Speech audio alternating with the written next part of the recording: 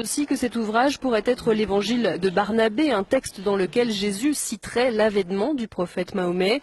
Quoi qu'il en soit, le manuscrit a été placé sous haute protection. Il serait estimé à plus de 17 millions d'euros.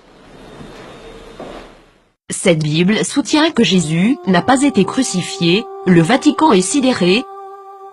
Cette Bible a été découverte et gardée secrète, en 2000 et contient l'évangile de Barnabé, un disciple du Christ, qui soutient que Jésus n'a pas été crucifié, qu'il n'était pas le Fils de Dieu, mais bien un prophète.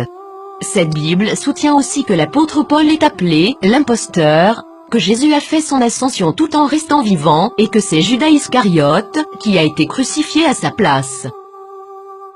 Authenticité selon les rapports, les experts et les autorités religieuses, à Téhéran, insistent sur le fait que le livre est un original. Il est écrit avec des lettres dorées, sur du cuir relié et il est écrit dans la langue araméenne, qui était la langue parlée par Jésus.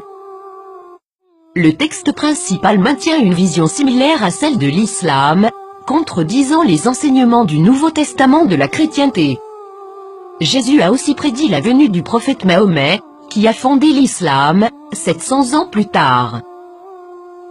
Plusieurs croient que, durant le concile de Nicée, l'Église catholique a choisi la forme qu'aurait la Bible, omettant l'évangile de Barnabé, parmi d'autres, et favorisant les 4 évangiles que nous connaissons aujourd'hui.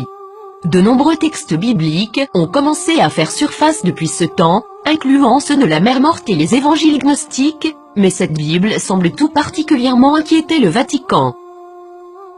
Qu'est-ce que cela signifie pour les religions chrétiennes et ses adeptes? Quelque chose d'inconfortable. Le Vatican a demandé aux autorités turques de pouvoir examiner le contenu du livre. Maintenant que ce livre a été découvert, accepteront-ils cette preuve? La nieront-ils?